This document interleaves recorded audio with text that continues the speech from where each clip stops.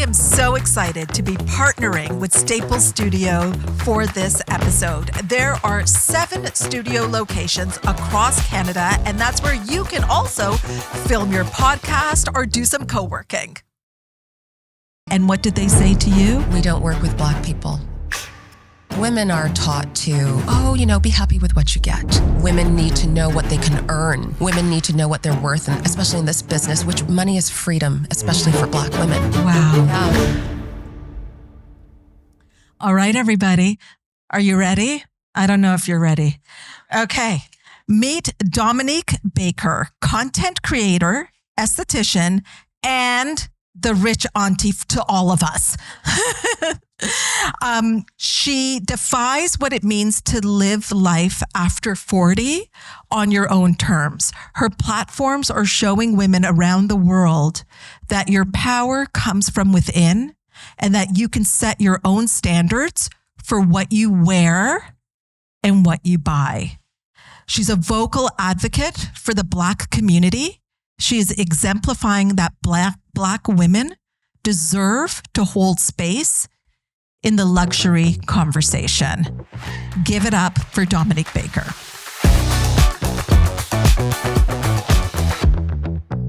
Welcome. Thank you, Hina. So I think, let me know if this is correct. Was it 10 years ago, around this time in January, because we're filming this in January, 2016, when you wrote your first blog?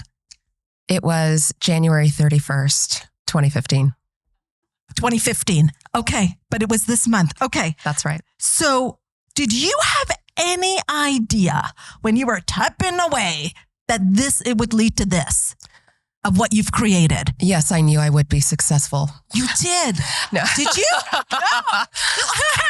I don't do anything unless I know it's going to be a success. No, did you? But seriously, my husband was a consultant with the World Health Organization, and I was lonely a lot. We had just bought our home and we lived in this new subdivision deep in Ottawa, and I was alone a lot. I was lonely, and it was the dead of winter, and we would FaceTime all the time. And I let him know how I felt.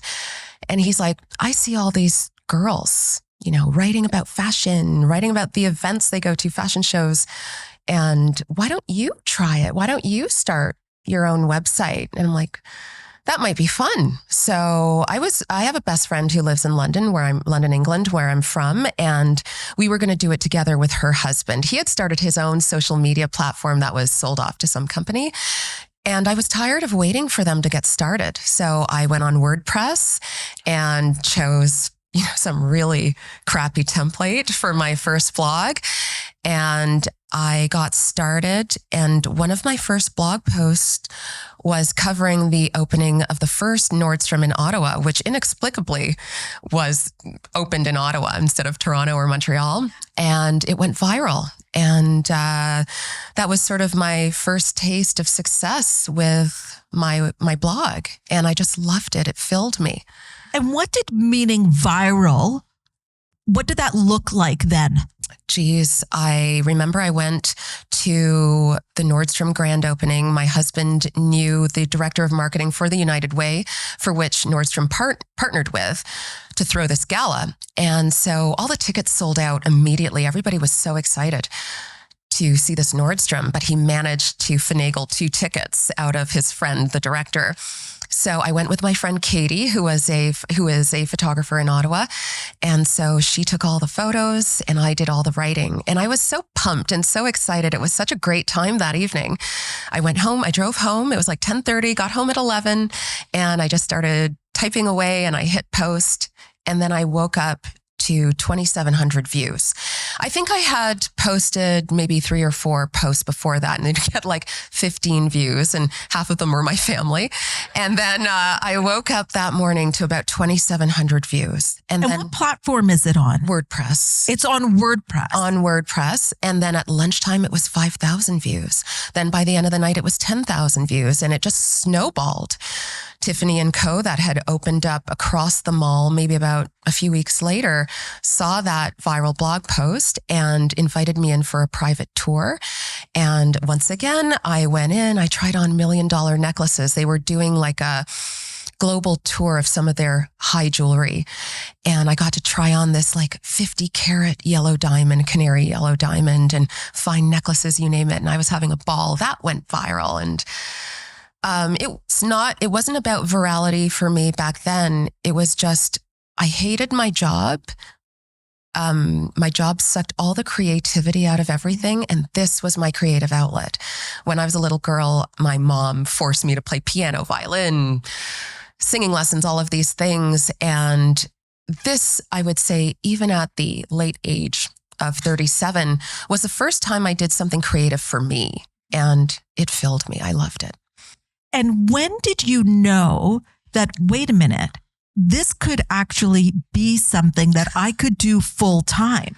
Oh, gosh. I didn't think that for a very long time, but I think towards the end of 2015 or beginning of 2016, Unique, which was this like MLM makeup company, reached out to me and offered me $100 to write a post on their mascara. It was this horrible mascara that made your lashes look like tarantula legs.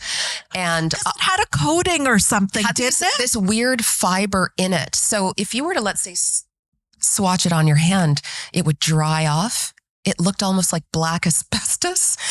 And, but yeah, they paid me for it. And I went ahead and took the photos, and I couldn't believe someone was willing to pay me to do this.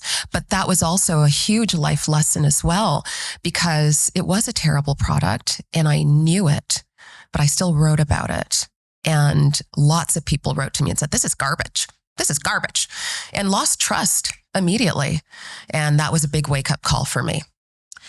It's interesting that you say that, because, definitely with my clients, one of the things we talk about at times is visibility. Right. And one of the fears is exactly going through something like that, or, being criticized. So how did you handle that? I took the post down. Unique never followed up. It's like they never noticed. And it taught me to truly review what worked and what I loved and what I knew in my bones my readers would also benefit from and like. And when you took the post, so you took the post down, you'd gotten $100, like that was the first time that you're receiving money through that. And one of the things that we often talk about is that money does not come from things, it comes through things. So it came from your government job. Right. But what was it like to now receive money through this vehicle? Absolutely liberating. Really? Tell me more. Absolutely liberating. I,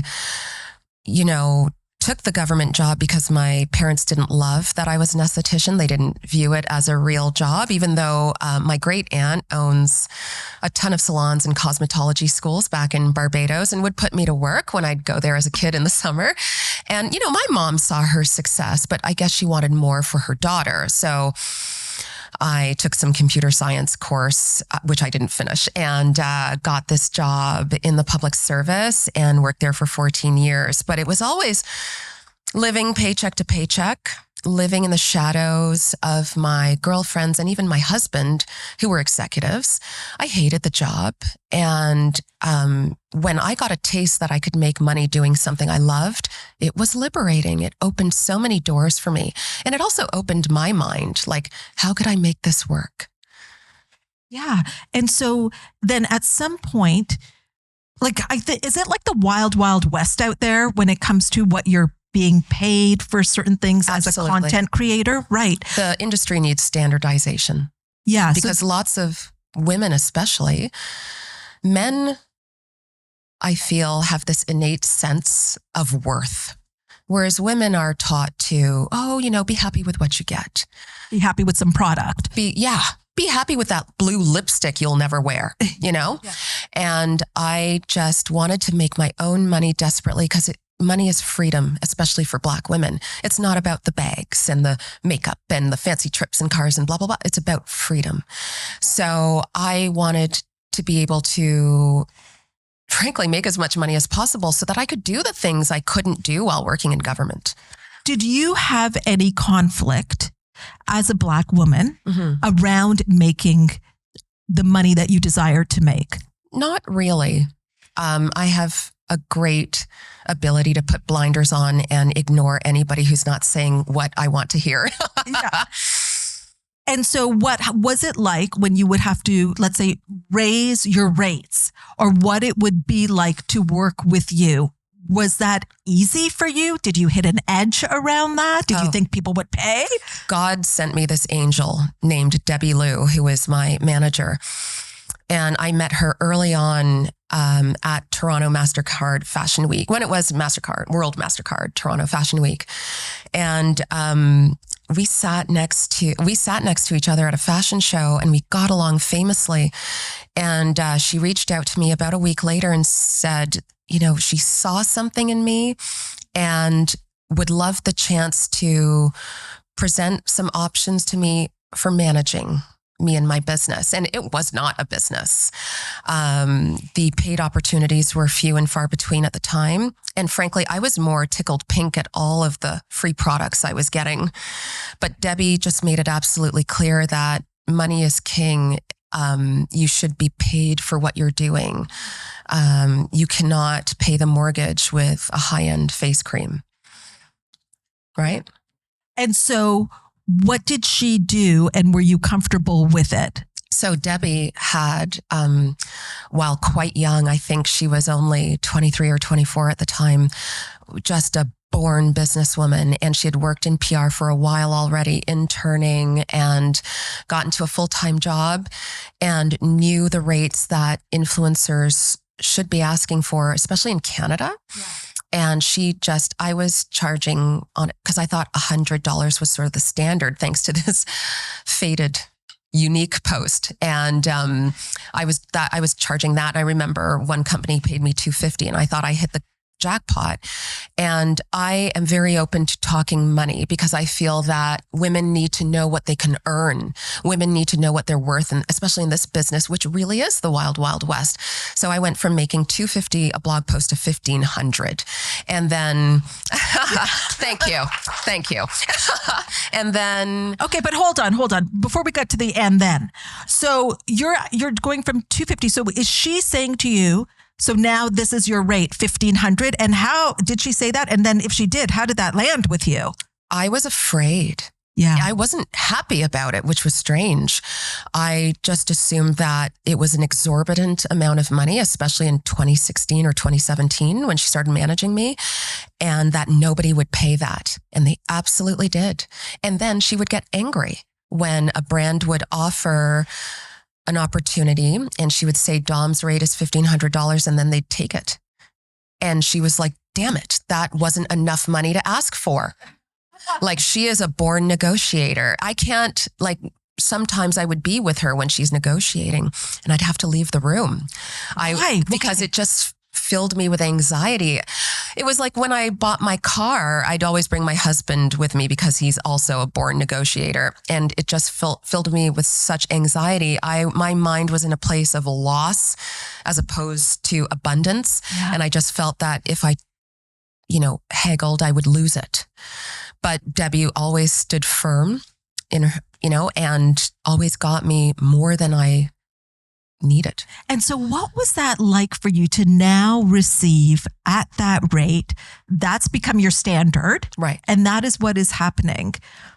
What was that like from your identity, your self-image? It boosted my self-confidence. Really? It really did. Once I wrapped my head around the fact that at the time I was worth that, it really boosted my self-confidence. I was able to, back then, I would just sink everything back into the business. So when I got my first $1,500 paycheck, I went and bought a new camera and a better lens. And I bought tripods and all the photographic equipment that I really felt could level up my content.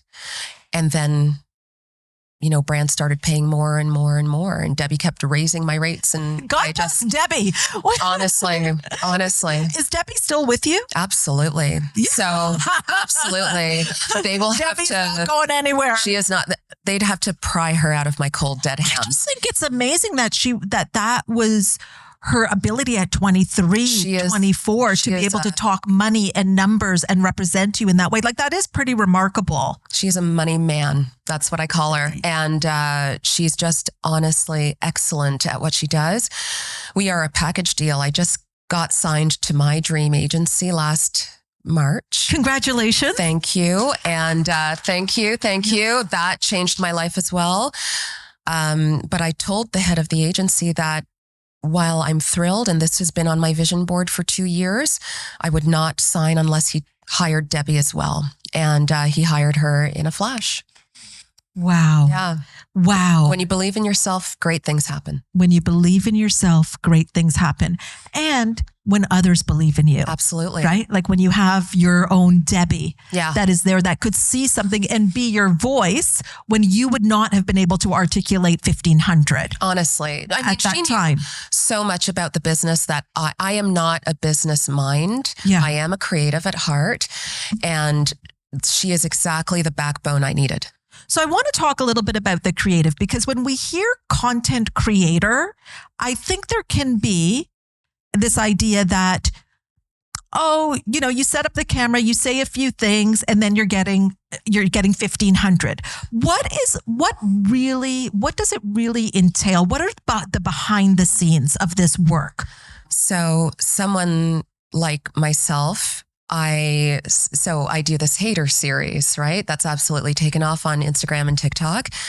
And those one-liners and silly things I say just really come to me quickly. But I hit writer's block, let's say, in November. So I started scripting out what I would say. And that really helped. So I script out what I'm going to say for my video. I also do a shot list. When it's a paid campaign, I'll do a shot list. So I always, to make it quicker, so I'm not shooting one jar of cream for 8 hours, I have a shot of me holding it in my hand, rubbing it on my skin, opening the jar, blah, blah, blah. Yeah. And then, I take some time to set up the equipment, the tripods, and I also break up the filming into, let's say, 4 to 5 digestible bits. That really speeds up the work, and it also gives me direction, right? So that really works for me now. That's my behind the scenes. If I was more organized, I would plan out outfits. But, I'm not a shopper. I do not like going to the mall. I do not like going to stores unless it's, Chanel or Hermes. But I don't want to deal with the crowds. It's analysis paralysis, too much choice in these stores as well. I like stores that, let's say, have a few pieces. It's easily laid out. And so do you do all of your editing now? No. So did you in the beginning? Yes, I only stopped editing. One of the reasons I signed with my agency is they are truly a content lab. So if I want, I can go to their studio in Vaughan and film content. And I now have a video editor and a photographer. But that's now. That is now. Like March? As of March. But I was always doing my own editing, and I'm super slow. I'm not like these young kids who can churn it out really quickly and edit really quickly. I just overanalyze and talk myself out of doing things, whereas my video editor can edit something in like half an hour or less. So for many years, that's the part, that is the part that nobody sees. Yeah, exactly. And how many hours... Okay, I think you just answered that. Yeah. But how many hours was that when it came to content creation? So, for instance, a hater video for me is typically an hour long. A minute long, but it's about an hour of video to cut down. And then I have to choose the outfits. I have to think about what I'm putting on as I'm roasting a person who is rude to me on the internet. Yeah. And then the editing, so that filming would take about an hour or 2, and then the editing would take me all day. I'm just so slow. I'm so slow. And also it was basic editing. I would edit it on a phone app, and the guys now edit on laptops. They do all these fun zooms and all these fun little things that you can put into a video to make it more watchable and more fun and more engaging. Yeah. Well, Thank God congratulations. Thank you. On that. And Debbie, well done, Debbie, on that piece of it. So I want to just talk a little bit about, because you've been in the industry now 11 years. What has it been like being a Black woman in this space? It's been great. It's been great. I found my tribe online. Yeah. I feel like I have now a gang of super users that love me and they follow me on all of the platforms I'm on. And I just love being this beautiful, strong Black woman who is also, you know, just inspiring other Black women who look like me. It's also been very hard. It's been very hard, you know, waking up and picking up your phone and seeing somebody call you a name with a hard R, or telling you to go back to Africa. And like, you know, I've heard it all. What's deeply painful is the nasty comments from fellow Black women. Really? So it's like a double-edged sword. I really, really love what I do. And I've gotten to a really great place where anybody making fun of me online, that's on them. That's about them. It's not about me. I'm having fun. Mm-hmm. I'm traveling the world. I'm providing for myself and my family and my son, my dog son. And it used to really hurt my feelings when I would get a nasty comment online or any sort of criticism, even constructive. Mm-hmm. I guess I'm just that personality, but now it just rolls off my back and it feels great now. I feel like I've really grown thanks to what I do. It's really boosted my self-confidence. And what about working with brands? I remember hearing that there was actually a brand that you really loved. Yeah. And you reached out to them. Exactly. And what did they say to you? We don't work with Black people. Quote unquote, just that one line, And that was a brand that you love, that you use their product. It was a top luxury line. They now have a Black creative director, a Black global creative director. So now they do work in the States. They work with lots of Black influencers, but they still don't work with any in Canada. So they still don't see me, but that's on them. And so what happened when you received that? How did that land for you? I remember just staring at my monitor. And just, wow, that person must have been really inexperienced. And I think, you know, somebody who didn't care as much could have outed them online and really hurt their business. I really wanted to work with them to show other Black women they can work with them too. They still won't work with me or other Black people in Canada, but at least they're working with them now in the US and France. And, you know, it was a really hard thing to see and read, but at least I knew where I stood with them. Yeah, I don't even know what people want the first letter. Absolutely not. But what that person was saying was something that was happening with other brands as well. They just weren't saying They just weren't saying it out loud. Yeah. And there are brands, though, that you have worked with that get it right. Absolutely. That get it right. And they get it right from behind the scenes as well. The stuff that we don't see. So I want you to shout out some of those brands. Brands that just got it right with you. Fenty Beauty. Really? They were like Rihanna was a pioneer, a trailblazer. It was just so great to walk. Actually, my first experience with Fenty Beauty was I was visiting my cousin who lives in Barcelona, in Spain. And we went to a Sephora in Spain, and just walking in and seeing like 100 different shades of foundations and concealers it just put such a big smile on my face. What other brands that you've worked with as well that you just feel, you know what, they got it. They really got it right. Oh gosh, there's so many. Ones that I love are Hourglass that I use every day. Danessa Myricks. Oh, yes. You know, she has some innovative products that are shaking up the industry. I absolutely love that. And she has fun products too. Yeah. I feel like makeup's gotten really boring. I really miss 2016 YouTube makeup, you know? Yeah. Like, what was 2016 YouTube makeup? Like Michaela Noguera, my favorite, maybe I'm nervous I'm blanking, but Jackie Aina.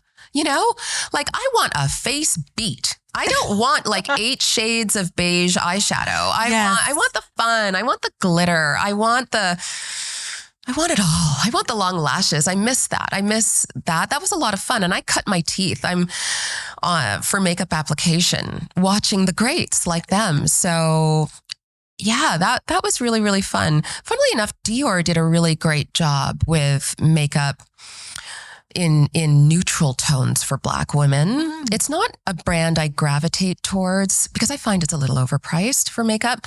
But yeah, there's just been so many brands that have been real trailblazers and saw people like us with melanated skin. Yes.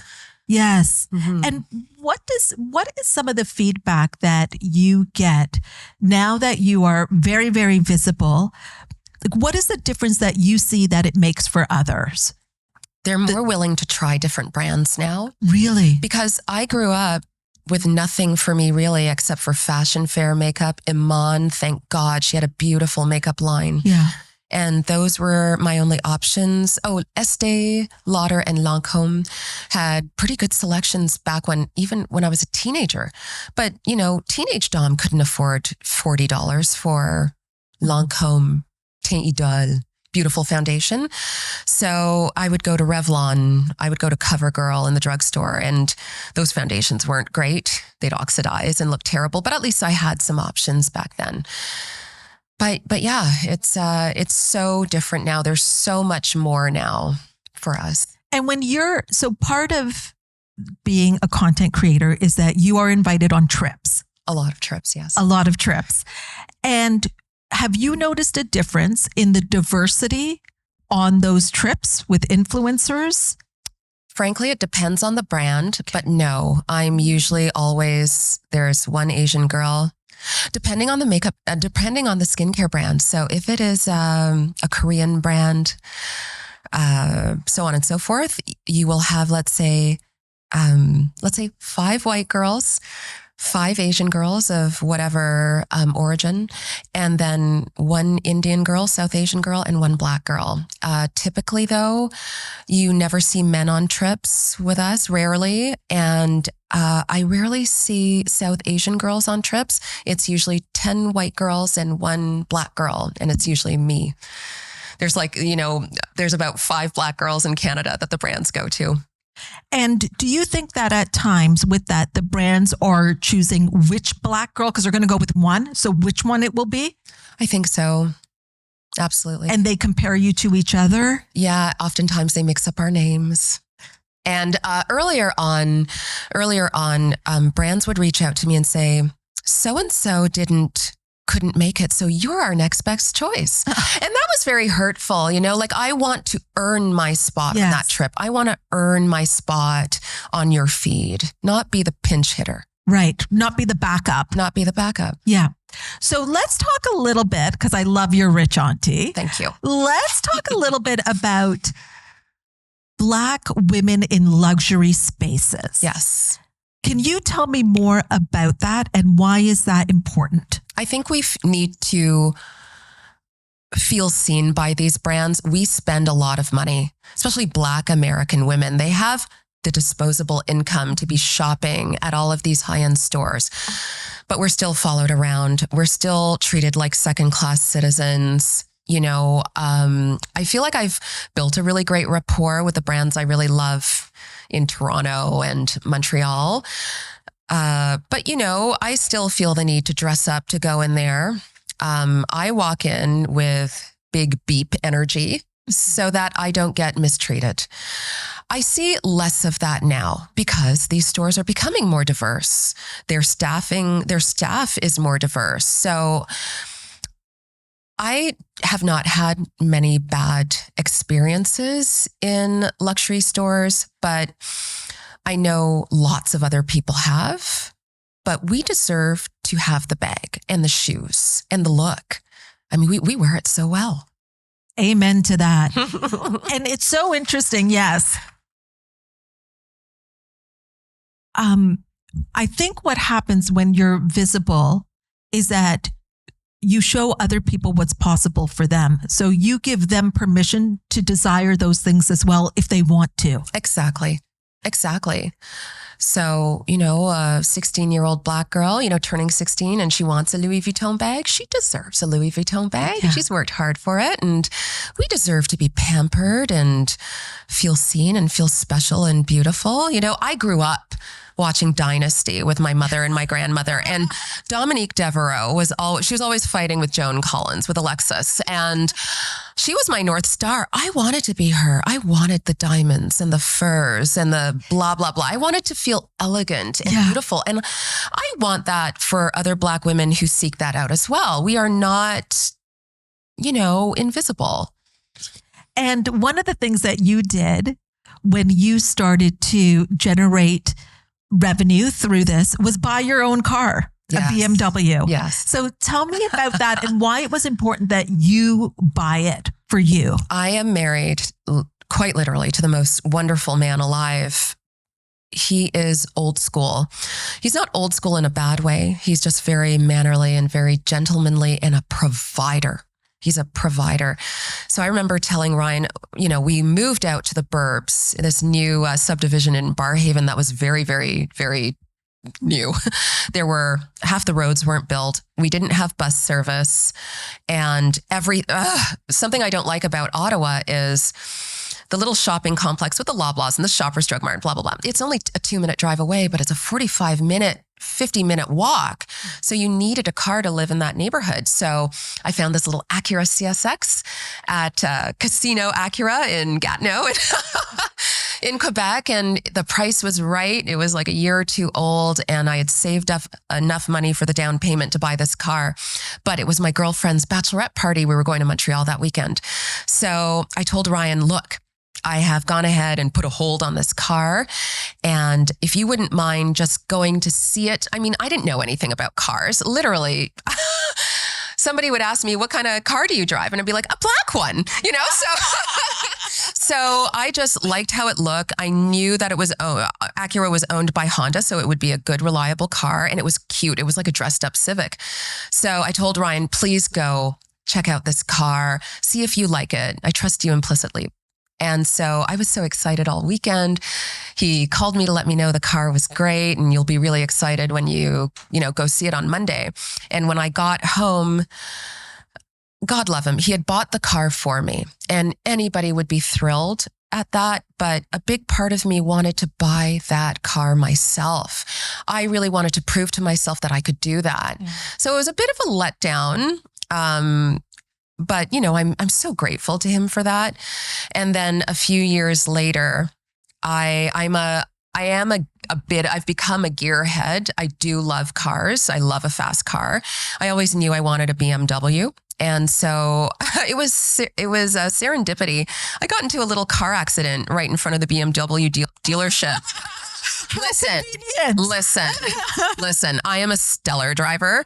But it was a blizzard that day. And the BMW dealership was right in front of a golf course. And they would they made these giant snowbanks and one crumbled into the street and I skidded on it. And I crashed into a Ford pickup truck with a trailer hitch on the end and it tore through my front end, totaled the car. It was my little Acura CSX that I loved. Anyways, and there's the BMW dealership. I'm like, well, let's go check it out.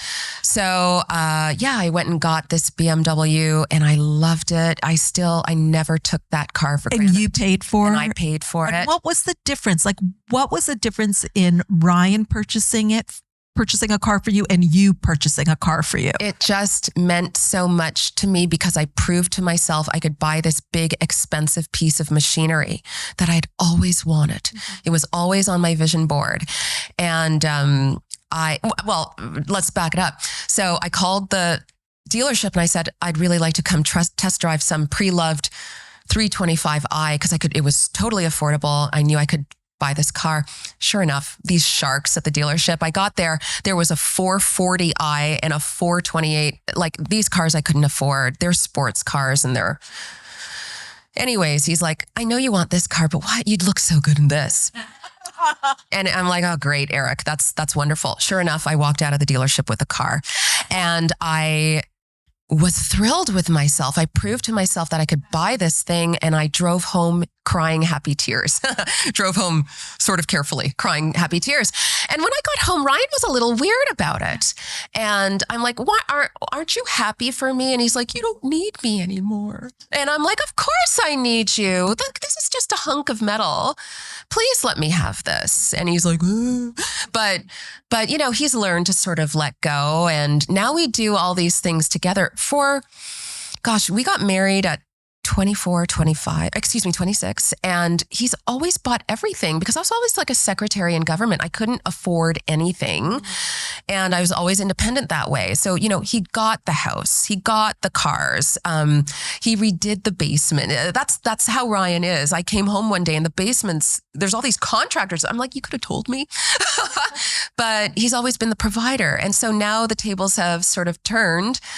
I wanted the backyard done. He's like, "It doesn't add value to the home. A hot tub doesn't add value to the home." And then he came home and there's a hot tub in the backyard.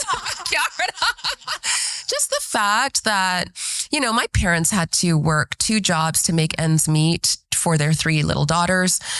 To be able to afford these things that my parents couldn't just fills me with joy. To be able to take my mom on trips, to be able to get her little things that she wants, that she won't buy herself. Yes.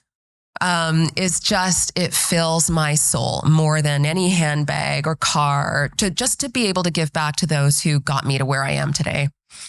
I think that's so true, isn't it? Like when you're able to give to those that you love, the gift that you receive in seeing them enjoy it or do something that they would never do for themselves. Exactly. Because they would have to feel like they had to justify it, or they just wouldn't. It wouldn't even cross their mind. I always say, like, if my mom knew my Starbucks bill, she would just be like mortified. Well, my mom comes over, and another huge moment for me was when I bought my Birkin. And, I did collaborate with a Toronto reseller to get it.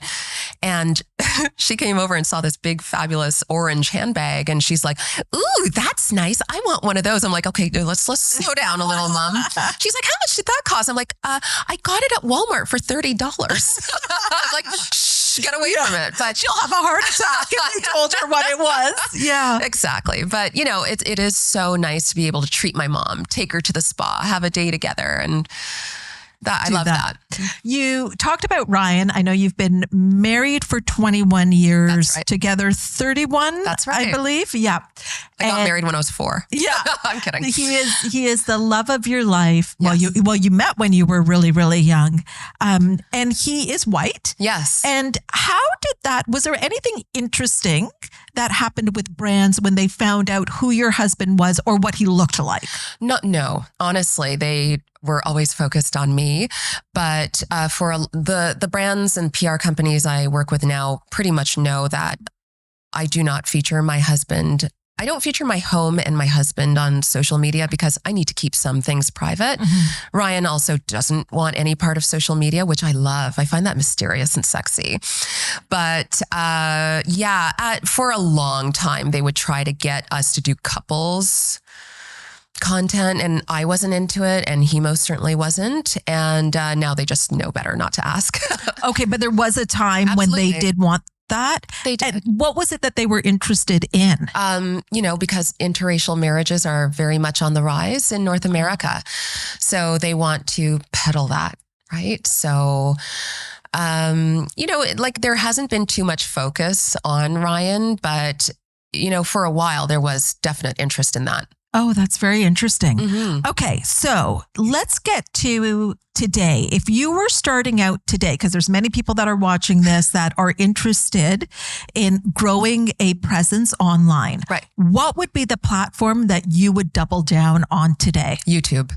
Really? Yeah. Share more. YouTube content. Okay, first of all, this may sound terrible. I feel the quality of follower is better. When they love you on YouTube, they will follow you anywhere. Uh-huh. A lot of people watch YouTube like TV. So long form content is king there. And once you have a solid following that is authentic and real and loves you, the money's in YouTube. Honestly, you can get some fat paychecks with YouTube. And also they have Google AdSense dollars. So I have a few viral YouTube videos. So every month I get a paycheck from YouTube. Now it's ridiculous. It's like pennies on the dollar or like fractions of a penny on the dollar, but they add up, especially over years. So I would really double down on YouTube. And for a long time, TikTok was my favorite, but TikTok's changed so much. I firmly believe it was secretly bought by Instagram because the two platforms have become so similar. So for a long time, I would tell aspiring creators to focus on TikTok, but now I tell them Instagram. Instagram seems to be king again. Mm-hmm. Yeah. And when it comes to YouTube, is it long form and the shorts as well? I would always do both. Make your long form content and repurpose the videos that do well into the shorter form content for shorts. And some of my clients I know and those are watching, they have such resistance to starting and even like shooting that video. In fact, I think on today's morning call, weren't we talking about that on the call this morning? So what is your advice to them? Like they do want to do it, but they feel such resistance to it. So many people have a real issue and a real fear speaking to people. Yeah. But I just remind them, it's just you and the camera. Pretend you're talking to your best friend. Pretend that you are talking to someone you love and trust, and then it flows out of you. I was really nervous when I started on YouTube, and people were not nice back then. They would pick me apart, but I kept at it. And also, the other thing I hear, people are too afraid to speak to the camera because they're afraid of being cringe. Yes. And then the second thing also is they don't know what to talk about. They don't know what niche that they should go into. So I always tell aspiring creators, talk to somebody you trust, be it your best friend, your mom, your dad, whoever, and ask that person, can you tell me 3 things that you think I'm good at? And then make that your niche. And then let's say somebody's starting out and they're wanting to monetize. Right. They would like to make a livelihood from this. What is your advice to them? I feel because it is the wild, wild west in a way, right? It's a bit harder now. When I started, I struck while the iron was hot. And now the market's very saturated. Everybody wants to be a content creator, but once again, I don't think you need to niche down anymore. You just need an authentic voice and stay true to yourself, and please be interesting online. Don't ramble, and you will find your people. I follow a girl on TikTok. I think her name is Dandelion Girl, and all she does is collect yellow crayons. There was a yellow crayon in the 80s and 90s called Dandelion, and she has amassed like millions of followers just talking about her Dandelion crayon collection. So what's interesting to you about that? Like what I'm saying is that I'm just curious, like what is it that she's doing that stops the scroll for you, or that you're like, you find it interesting? Her feed is so happily yellow. It is such a mood boost. She has this brilliantly red hair as well. That's just beautiful to watch. And she's just so funnily ecstatic about her yellow crayons. It's hilarious. So it's the authenticity. Like the she authenticity really is very passionate about the yellow. Guys, it's not just about yellow crayons. She will put together entire yellow outfits, find yellow bows for her hair. It's just cute. And when you are watching yet another horrible news, reel about all the atrocities happening in the world right now and you need a break, I will watch Dandelion Crayon Girl, or I will go watch Jackie Ina and just I will zone out as she's talking, just look at her beautiful home. Yeah. I love to collect fine china and crystal stemware, like vintage pieces, because they're just more beautiful.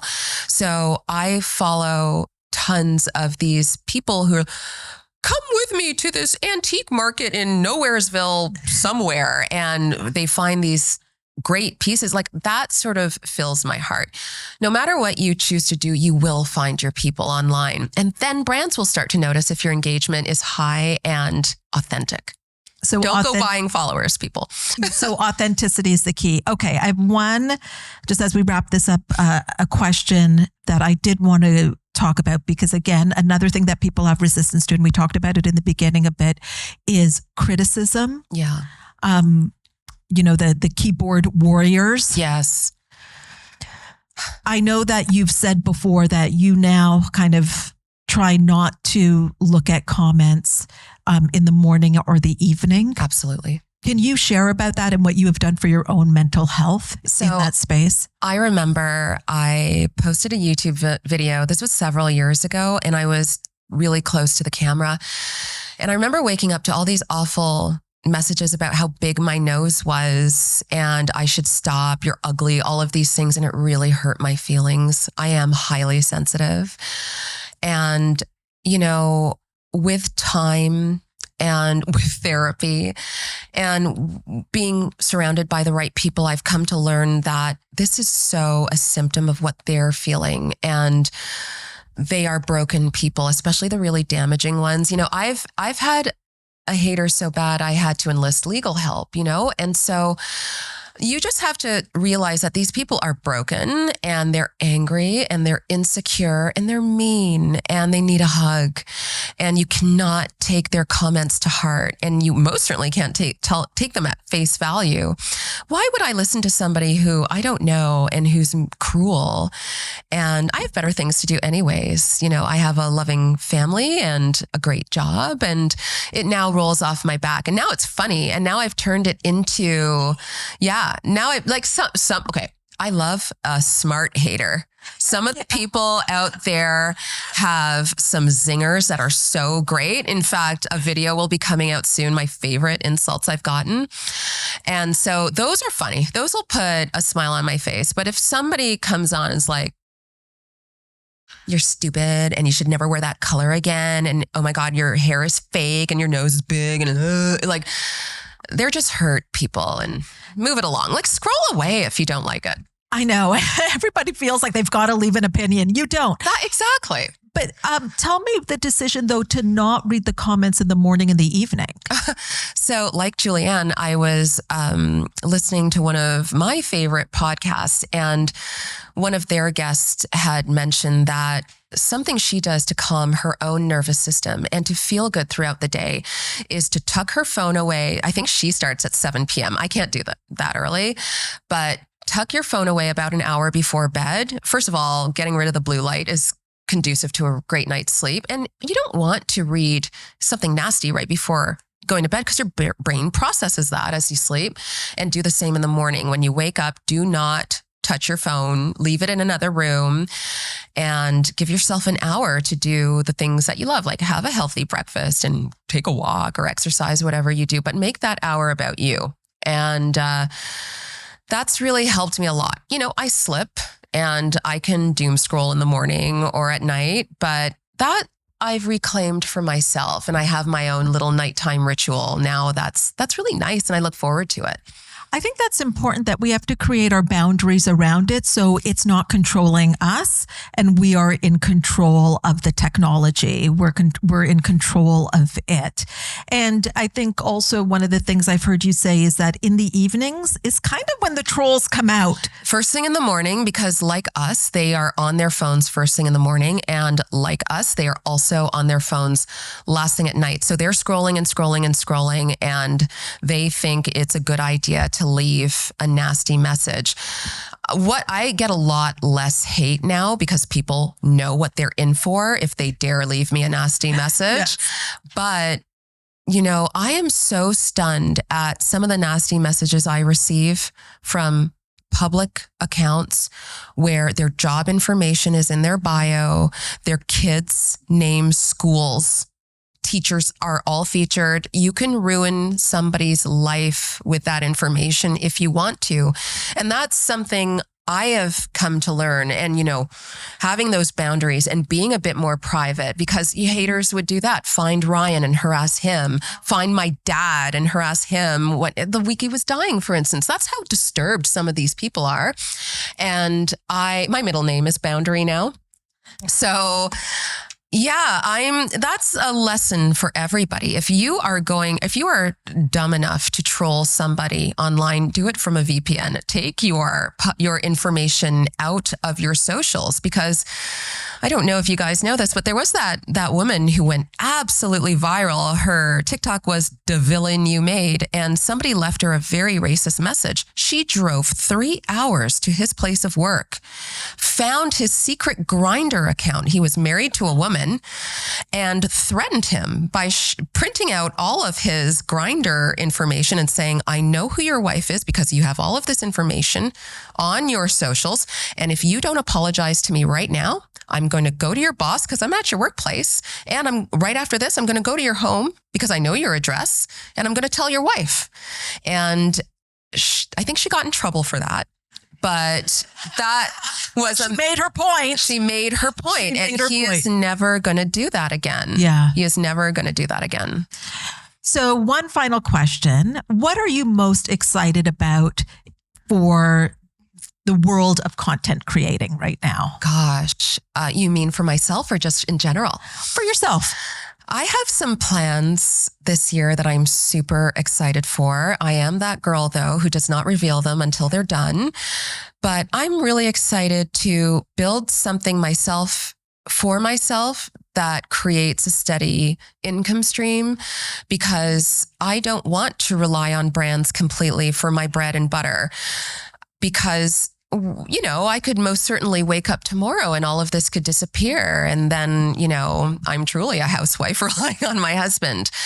But I love being independent. I love making my own money. So right now, me and my team are working on some things that, hopefully one day that will allow me to sort of transition to me working behind the lens. I don't know if I want to be 60 and reviewing yet another red lipstick and yet another skin cream. But my two managers, Anthony and Debbie, say, but that's what the world needs, is a 60, 70, 80-year-old who are doing things for women of that age. So who knows? Well, I'm excited for you because you are 47? I'm 48. 48. You're 48. I am 56. Don't we look amazing?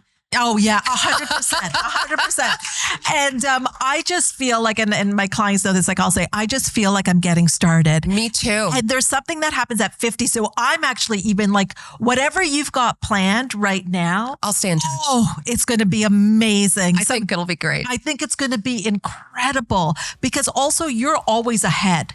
I try to be. Right? And so watch this space. Absolutely. Dominique, thank you so much for this incredible conversation. Thank you, Hina. Thank you.